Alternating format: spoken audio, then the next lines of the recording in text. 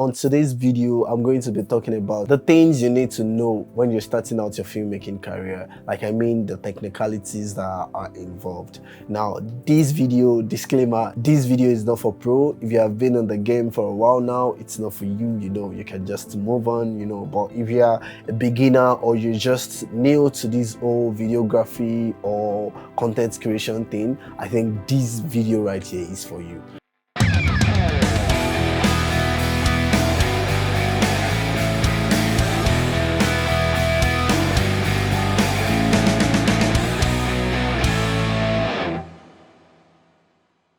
Hello guys, my name is Samfred Ojo and this is my YouTube channel. Now, the first thing you need to take note of is your exposure triangle.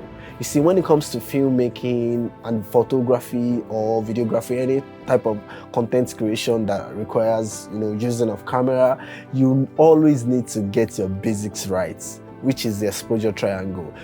We have three settings in the exposure triangle you need to understand. That is your aperture, your ISO, and your shutter speed. You need to understand how these three works together to give you very sharp, cinematic, and clear images and videos.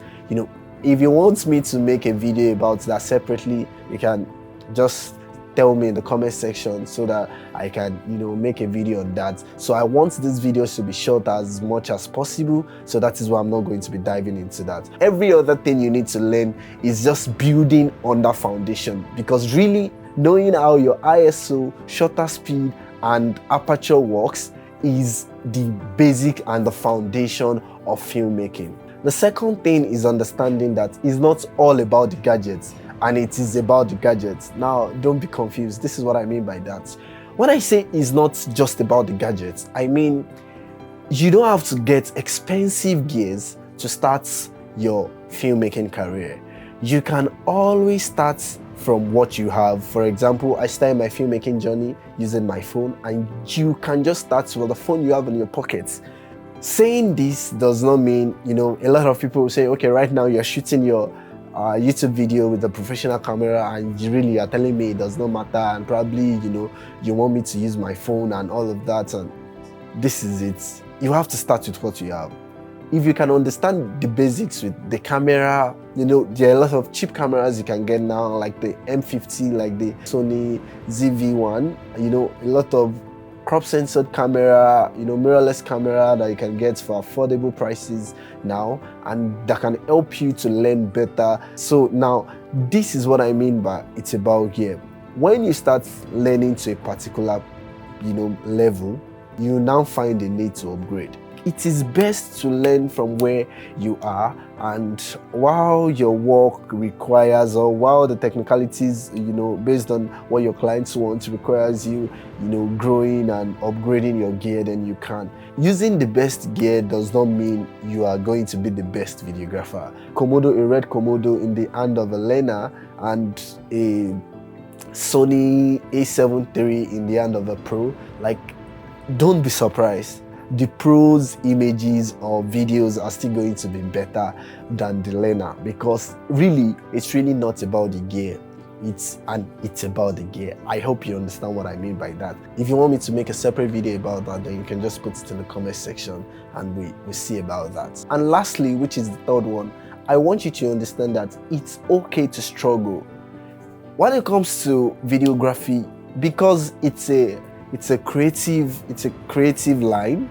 You tend to struggle a lot when it comes to getting the best shots or keeping up to trends, and because you constantly compare your work with that of your peers or that of people that do the same thing that you do on social media, Instagram, TikTok, and even on YouTube, and you tend to see stuff that makes you feel like you are behind. I want you to know it's okay to struggle. It's okay to not be there yet, but believe me, trust me, if you keep on putting the work, you are just going to get better every day. But a lot of times I just look at the videos I shot just last year and I'm like, wow, I've really grown this much. And it's just about putting much work. Now, when I'm talking about putting much work, I don't just mean doing the same thing over again.